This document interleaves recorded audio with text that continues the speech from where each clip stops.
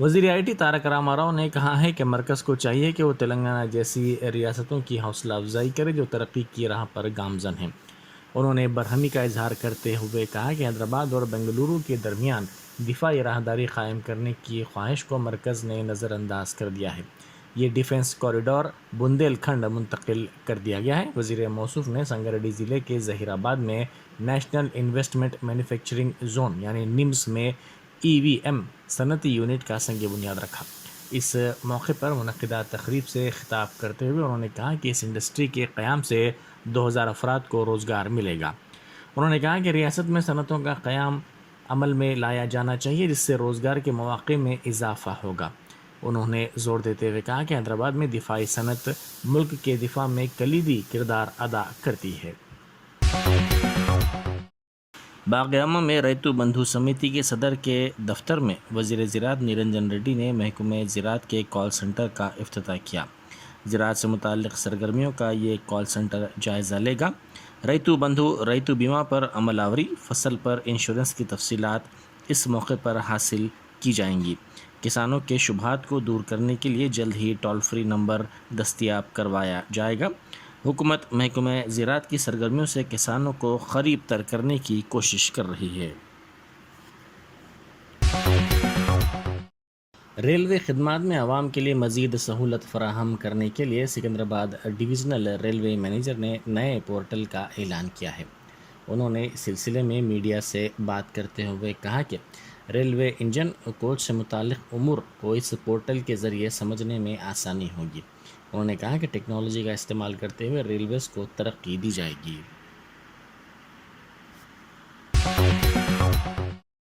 وزیر صحت ہریش راؤ نے سدی پیٹ میں میڈیکل کالج کے قیام پر مسرت کا اظہار کیا۔ انہوں نے آنے والے دنوں میں 650 بستروں والے دواخانے کے قیام کا اعلان کیا اور کہا کہ ہر میڈیکل کالج کے لیے ہر سال حکومت کئی کروڑ روپے خرچ کر رہی ہے۔ انہوں نے سدی پیٹ میں سرکاری میڈیکل کالج میں فریشرز ڈے تقریب میں حصہ لیا۔ اس موقع پر منعقدہ تقریب سے خطاب کرتے ہوئے انہوں نے کہا کہ سدی پیٹ میں 8 سال میں کئی ترقیاتی اور فلاحی پروگرام انجام دیے گئے ہیں۔ ایل بی نگر لنگوجی گوڑا کے ٹی آر ایس کارکنوں کا توسیعی اجلاس کرمن گھاٹ میں منعقد ہوا۔ اس موقع پر ایل بی نگر کے رکن اسمبلی سدھیر ریڈی نے کہا کہ عوام ٹی آر ایس کو ایک مرتبہ پھر کامیاب بنانے کے لیے تیار ہیں۔ ایل بی نگر میں ٹی آر ایس کو مزید مستحکم کرنے کے لیے کارکن تیار رہیں۔ انہوں نے کہا کہ حلقے میں ایس این ڈی پی کے کام تقریباً 60% مکمل کر لیے گئے ہیں اور بعض دیگر کام اگست تک مکمل کر لیے جائیں گے۔ شہر کے ایک اسٹار ہوٹل میں واقع پب میں 2 گروپس کے درمیان جھگڑا ہوا۔ رائے درگم پولیس اسٹیشن کی حدود میں یہ واقعہ پیش آیا۔ پولیس ذرائع کے مطابق 2 دن پہلے مادھا پور میں واقع ایک اسٹار ہوٹل کے روف ٹاپ میں لڑکی اپنے دوستوں کے ساتھ گئی تھی۔ وہ لانج میں تھی کہ مینک اگروال نامی نوجوان اس کے پاس پہنچا اور اس نے لڑکی سے فون نمبر طلب کیا جس پر لڑکی نے انکار کر دیا۔ الزام عائد کیا گیا کہ نوجوان نے فون نمبر دینے سے انکار پر لڑکی کی عصمت ریزی کی دھمکی دی۔ اس دوران لڑکی اور نوجوان کے درمیان جھگڑا ہوا جس میں ان کے دوست بھی شامل ہو گئے۔ لڑکی کے دوستوں وکرم اور وشنو کا مینک کے دوستوں سے جھگڑا ہوا۔ جھگڑے میں ابرار نامی نوجوان زخمی ہو گیا۔ اس نے رائے درگم پولیس اسٹیشن میں شکایت درج کروائی۔ بعد ازاں لڑکی بھی پولیس اسٹیشن پہنچ گئی، اس نے شکایت درج کروائی۔ اس دوران مینک نامی نوجوان نے بھی پولیس اسٹیشن پہنچ کر اس حملے کی شکایت درج کروائی۔ پولیس نے دونوں گروپس کی درخواستوں کو قبول کر لیا اور مقدمہ درج کرتے ہوئے پب میں نصب سی سی ٹی وی کیمروں کا جائزہ لیا تاکہ تحقیقات کے دوران حقائق کا پتہ چل سکے۔ ضلع کھمم کے ایک گاؤں کے سرپنچ 62 سالہ شیخ میرا صاحب نے رام مندر تعمیر کی۔ ان کا کہنا ہے کہ عوام متحد ہیں اور تمام مذاہب ذات ایک ہے اور تمام کا خدا بھی ایک ہے۔ میرا صاحب نے مندر کی تعمیر کے لیے 50 لاکھ روپے صرف کیے جس میں سے انہوں نے 25 لاکھ روپے اپنی طرف سے دیے جبکہ مزید 25 لاکھ کا عطیہ وصول کر کے انہوں نے یہ رقم مندر کی تعمیر کے لیے فراہم کی اور اس طرح انہوں نے مندر کی تعمیر کا کام انجام دیا۔ جگتیال پولیس نے کاروں کے سائلنسرز کو چوری کرنے والی ٹولی کو گرفتار کر لیا۔ یہ تمام سائلنسرز ماروتی کمپنی کی جانب سے تیار کردہ کاروں کے ہیں۔ یہ سائلنسرز کافی مہنگے ہوتے ہیں. ان ملزمین کا تعلق یو پی سے ہے. ان میں بعض میکینکس بھی شامل ہیں. مائنورٹی ریزیڈنشل اسکولز میں مخلوع مختلف 1445 جائیدادوں کو پر کیا جا رہا ہے. اس سلسلے میں جی او جاری کیا گیا ہے. Telangana residential educational institutions recruitment board کے ذریعے راست تقررات کیے جائیں گے. ان میں جونیئر لیکچررز کے ساتھ ساتھ ٹرینڈ گریجویٹ ٹیچرز اور دیگر جائیدادیں بھی شامل ہیں. تلنگانہ میں کرونا کے 403 نئے معاملات درج کیے گئے، جس کے بعد ریاست میں متاثرین کی تعداد بڑھ کر 7,96,704 ہو گئی ہے. محکمہ صحت نے اپنے بلیٹن میں یہ بات بتائی. گزشتہ روز کرونا کے 246 نئے معاملات کا پتہ چلا. حیدرآباد میں سب سے زیادہ 240 نئے معاملات سامنے آئے، جبکہ رنگا ریڈی میں 103 نئے کیسز کا پتہ چلا. 145 افراد اسی دوران روبہ صحت ہو گئے، جس کے بعد ریاست بھر میں روبہ صحت ہونے والوں کی تعداد میں اضافہ ہو گیا ہے. ڈائریکٹر صحت عامہ جی سرینواس راؤ نے کہا ہے کہ تلنگانہ میں کووڈ کے معاملات میں گزشتہ 15 دنوں سے اضافہ ہوتا جا رہا ہے.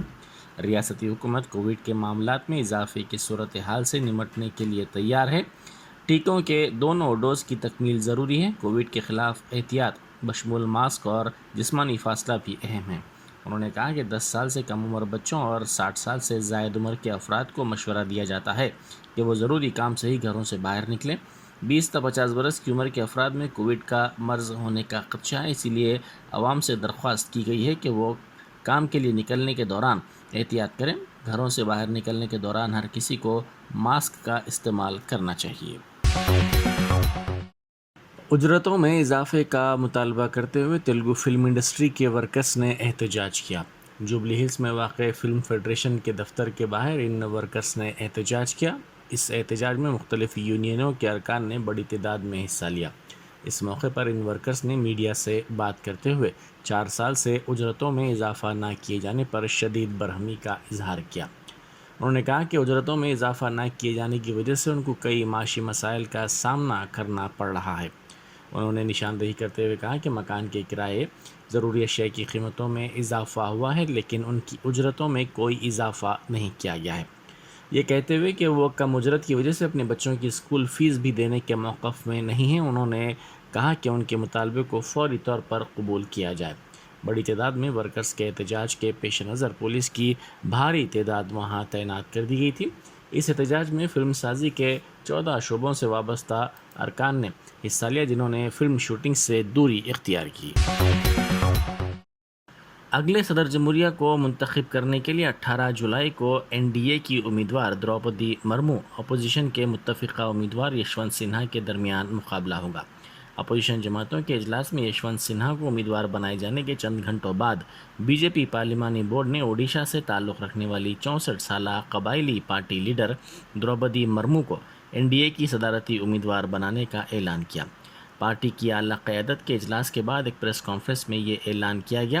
سابق گورنر جھارکھنڈ مرمو انتخاب کی صورت میں اعلیٰ ترین عہدے پر فائز ہونے والی پہلی قبائلی خاتون ہوں گی. صدارتی انتخاب میں اعداد و شمار این ڈی اے کے حق میں نظر آ رہے ہیں. وزیر اعظم مودی نے کہا کہ سابق گورنر جھارکھنڈ مرمو نے اپنی زندگی سماج کی خدمت کے لیے وقف کر دی تھی. انہوں نے بھروسہ ظاہر کیا کہ وہ ایک عظیم صدر ثابت ہوں گی.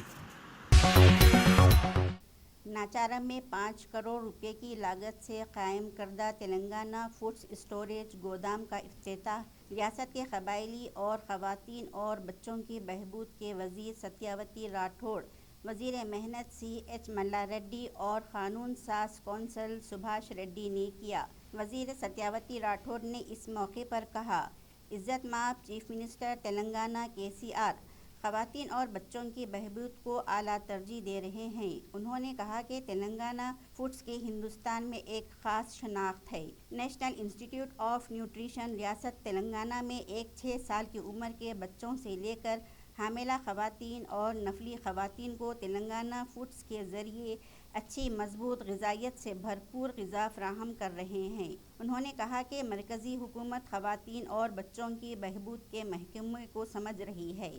اپنی جانوں کی جنگ لڑنے والے فوجیوں کو اگنی پتھ اسکیم کے تحت کنٹریکٹ ورکرز میں تبدیل کیا جا رہا ہے. नजरकारी में डूबी मोदी हुकूमत ने कहा है कि कॉन्ट्रैक्ट की बुनियाद पर कौमी दिफा के लिए फौजियों की खिदमत हासिल करना दुरुस्त नहीं है। मुतासिरा खवातीन ने सईदाबाद मंडल तहसीलदार के दफ्तर के सामने मुसाराम बाग तुक्कलगुड़ा झोंपड़ी वालों को मकानात के अलाटमेंट में नाइंसाफ़ी का इल्ज़ाम लगाया। तुक्कलगुड़ा की झोंपड़ियों में रहने वाले 148 गरीब खानदान आज रोड पर आ गए। मुस्तहिकीन को मुतनब्बह किया गया कि जब तक इंसाफ नहीं मिलता वो डट जाएं। मलकपेट के मुसाराम बाग सिलीपुरम कम्युनिटी हॉल में GHMC की जानिब से अलीम कंपनी के साथ मिलकर एक तशखीसी कैंप लगाया है। हुकाम ने हर किसी से फ़ायदा उठाने की अपील की है। ये कैंप रोज़ाना 2 हलक़ों में लगाए जाएंगे और हर कैंप में 250 से 300 अफराद के मुशाहिदे के लिए तमाम इंतज़ामात किए गए हैं। DPO योगेंद्र रेड्डी ने कहा कि हुकूमत माज़ूरों को खुसूसी पहचान दे रही है क्योंकि वो इन लोगों के लिए अच्छा काम कर रहे हैं। जो माज़ूर कुछ नहीं कर सकते थे, इससे हौसला शिकनी के बगैर एतमाद के साथ आगे बढ़ रहे हैं। बच्चों से लेकर बूढ़ों तक ज़रूरत के मुताबिक मशीनरी, गाड़ियाँ, पेंशन और ख़र्चे फ़राहम कर रहे हैं। उन्होंने वजाहत की कि हुकूमत समाअत के आलात, ट्राई साइकिलें, व्हील चेयर्स और दीगर सामान मुफ्त फ़राहम कर रही है। दलित बंधु स्कीम, जिसे वज़ीर आला के चंद्रशेखर राव ने पुरजोश तरीके से नाफिज किया था, इसी के अवज़ में आज खैरताबाद के MLA दानम नागेंद्र ने शेखपेट मंडल ऑफिस के साथ खुली जगह मुजफ्फर ग्राउंड में मुस्तहिकीन को गाड़ियों की तकसीम की पहली किस्त अमल में लाई गई है। खैरताबाद के MLA और सरकारी अफसरान भी इस मौके पर मौजूद थे। इस मौके पर गवर्नमेंट विप MS प्रभाकर ने मेहमान खुसूसी के तौर पर शिरकत की। उनके हमरा TRS पार्टी के कायदीन की कसीर तादाद मौजूद थी। हबीबनगर पुलिस ने अपने हुदूद में ऑनलाइन धोखाधड़ी के वाक़यात के खिलाफ अवामी शऊर की बेदारी की मुहिम चलाई। इस सिलसिले में मुख्तलिफ इलाकों में बड़े बड़े बैनर्स के साथ पुलिस ने अवाम को ऐसे वाक़यात के खिलाफ बाखबर किया। हिंदुस्तान और बांग्लादेश में आए सैलाब में 50 लाख से ज्यादा अफराद मुतासिर और 100 से ज्यादा अफराद फौत हो गए हैं। हिंदुस्तान की शुमाल मगरबी रियासत आसाम में 14 जून से अब तक 48 अफराद फौत हो गए हैं। मेघालय में 25 अमवात हुई हैं। 1.5 लाख बच्चों समेत 40 लाख अफराद पानी में फंसे हुए हैं।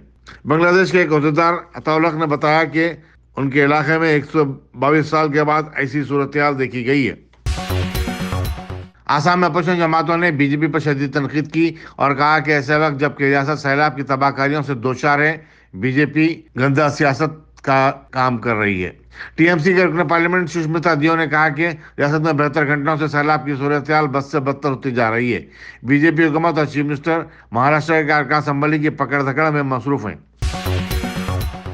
शिवसेना के रुकन असम्बली नीतीश देशमुख जो अपने साथी अरकान असम्बली के हमरा सूरत गए थे, अपने 5 पार्टी साथियों के साथ महाराष्ट्र वापस हो गए।